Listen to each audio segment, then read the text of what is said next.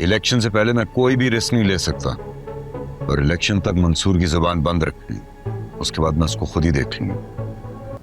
आगा साहब, करीम दाद की मुलाकात हुई है सदर साहब से, सीट एडजस्टमेंट की बात करके गए।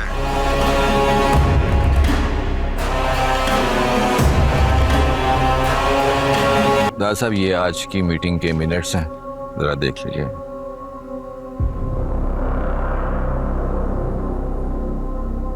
दादा साहब, सब खैरियत है ना? मंसूर अभी 20 करोड़ पे मांग के गया। 20 करोड़? पागल हो गया मंसूर। दादा साहब, आप मुझे इजाजत दें, मैं अभी जाके उसका दिमाग सेट करता हूँ। उसके बाद क्या होगा? उसके बाद वो क्या कर सकता है? वो सच बोल सकता है, एकदम से सारी बाजी पलट जाएगी। इस वक्त मंसूर से बड़ा दुश्मन आ हुआ है, वो गांव जाके मुंह छुपा के बैठा हुआ है। मंसूर कुछ भी मीडिया पे बोल देता है तो आगा वापस आएगा पूरी ताकत के साथ। तो फिर क्या करना चाहिए अब?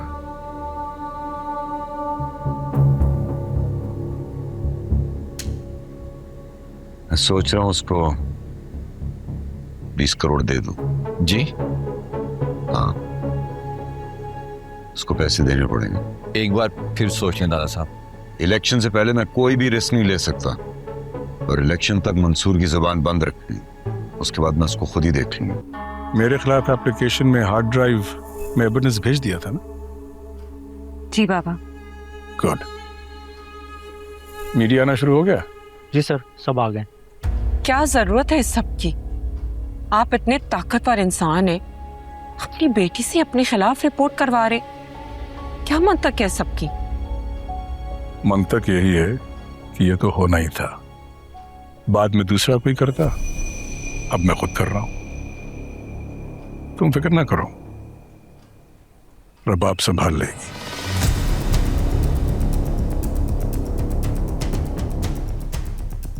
वक्त हो गया है, डरना मत। डर को डरा कर रखना, वो करना जिसकी दूसरे को तवक्को ना हो, कामयाब रहोगी।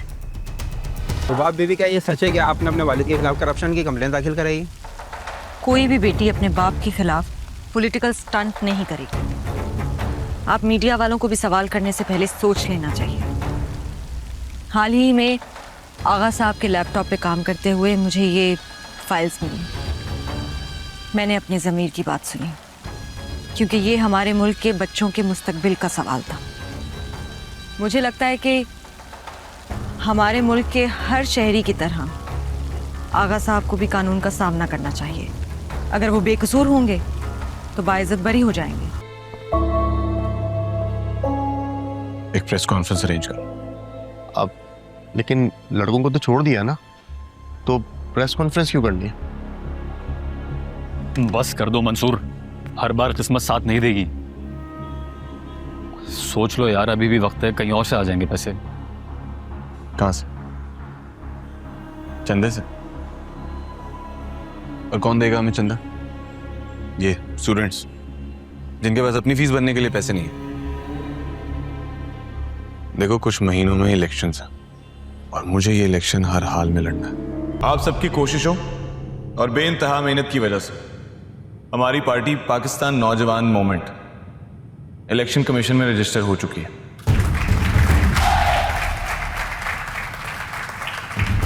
मगर अब हमें पहले से दुगनी मेहनत करनी पड़ेगी।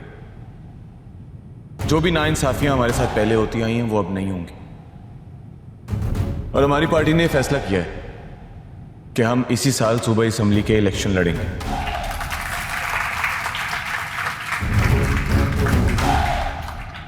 मैं, अदील, शाहिदा और स्नोबर, हम चारों अलग अलग हलकों से इलेक्शन लड़ेंगे। अब हमें साथ रहना है। अब हम लोग एक मुट्ठी बन चुके हैं और इस मुट्ठी को कोई नहीं खोल सकता। अब हम सब साथ हैं और इसी तरह साथ मिलकर हमें अपनी आवाज को असेंबली में पहुंचाना है। पाकिस्तान नौजवान तहरीक जिंदाबाद। आपने ये क्यों कहा कि आपकी जगह इलेक्शन मैं लड़ूंगी और आप जेल में होंगे? क्योंकि ये सच है। मगर क्यों? हमारी पोजीशन काफी वीक हो गई है। करीमदाद के पास मेरे खिलाफ सबूत हैं और वो किसी वक्त भी मजीद पैसे मांग सकता है, और अगर मैंने दे दिए तो वो फिर मांगेगा। पार्टी का प्रेसिडेंट भी अपनी सीट के खिलाफ मुझसे खतरा रखता है। हर तरफ से मेरे खिलाफ मामला तंग हो गए हैं। तो हम हालात का मिलकर सामना करेंगे। हम नहीं, तुम्हें एक मजबूत सियासी लीडर बनना है, जिसके लिए तुम्हें अपने बाप के खिलाफ खड़ा होना होगा। बाबा? करीमदाद ब्लैकमेल करना बंद नहीं करेगा। बोलो, मैं सुन रहा हूँ तुम्हारी बात। ज्यादा वक्त नहीं है मेरे पास। वक्त तो हमारे पास भी बहुत कम है। इलेक्शन की तैयारी करनी है ना। कौन सी पार्टी है तुम्हारी? PNM। इलेक्शन से पहले इतनी सारी पार्टियां बन जाती हैं कि इंतखाबी निशान ही खत्म हो जाता। कौन सा निशान है तुम्हारा? लोटा?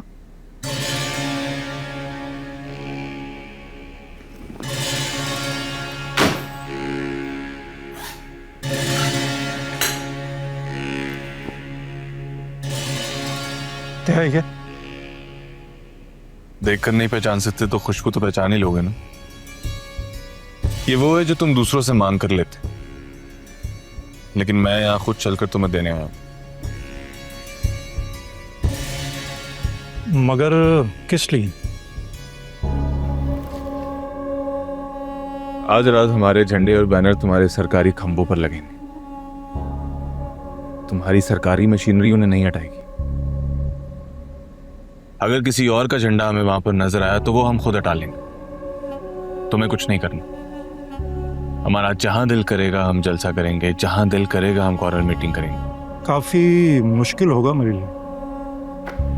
मुश्किल होगा तभी तो तुमसे डायरेक्ट मिला। ऐसे दूसरे और भी बहुत बैग्स हैं मेरे पास। बस तुम्हें ये करना है कि तुम्हें कुछ नहीं करना, और कुछ ना करने की बहुत ज्यादा कीमत है। सही है ना?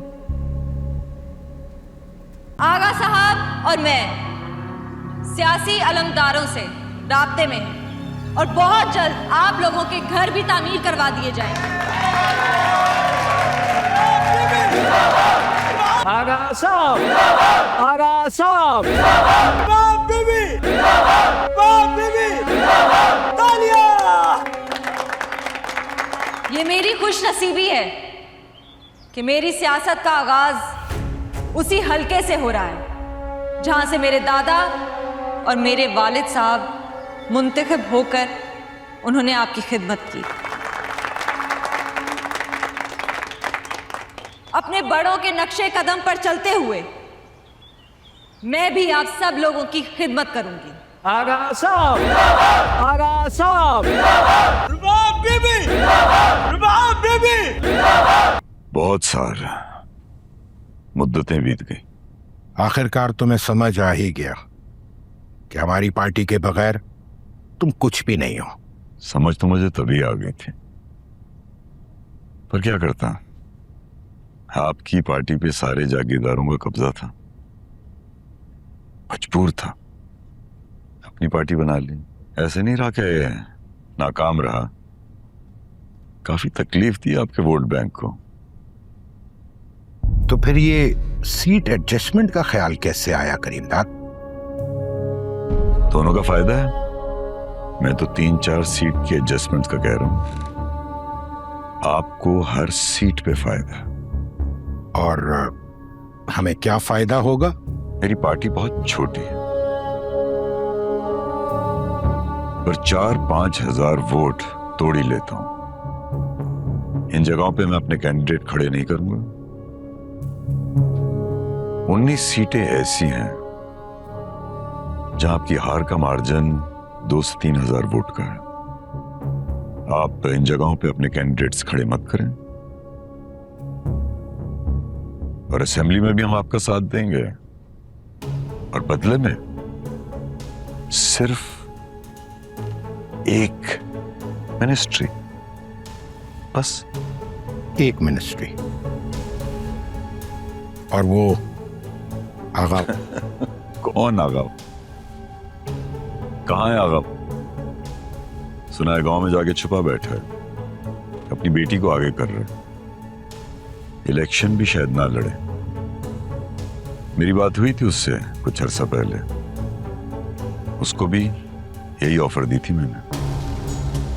हमने तो सुना था कि वो आपकी जगह ले रहा है, लेकिन शायद भतीजे की मौत के बाद वो टूट चुका है।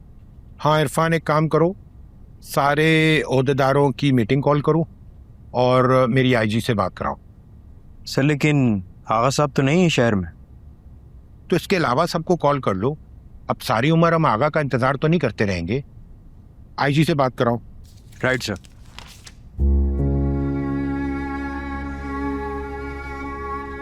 हेलो, आईजी साहब तशरीफ रखते हैं? प्रेसिडेंट केएनपी बात करना चाहेंगे। Right.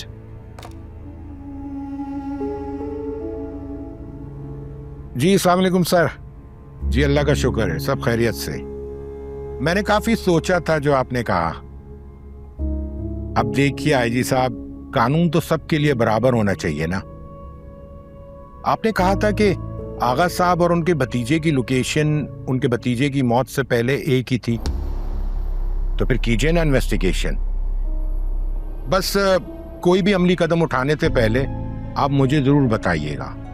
I look forward to it. जी थैंक यू वेरी मच। खुदा हाफिज सर, खुदा हाफिज।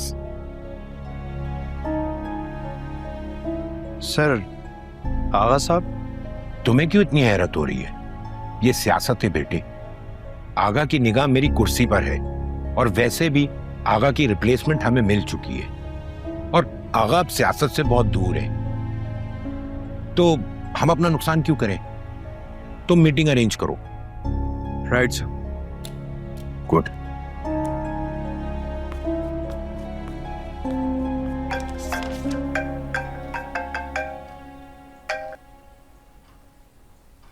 हेलो। अस्सलाम वालेकुम आगा साहब। वालेकुम अस्सलाम। इरफान बात कर रहा हूँ पार्टी हेड ऑफिस से। हाँ हाँ, बोलो इरफान। आगा साहब, करीम दाद की मुलाकात हुई है सदर साहब से। सीट एडजस्टमेंट की बात करके गए, और शायद सदर साहब दूसरे मेंबर से बात करके करीम दाद को हामी भरने वाले हैं। और कोई बात? पुलिस से भी मिले सदर साहब, आप ही के हवाले से बात की है कोई? आप थोड़ा औतात रहिए। ठीक है।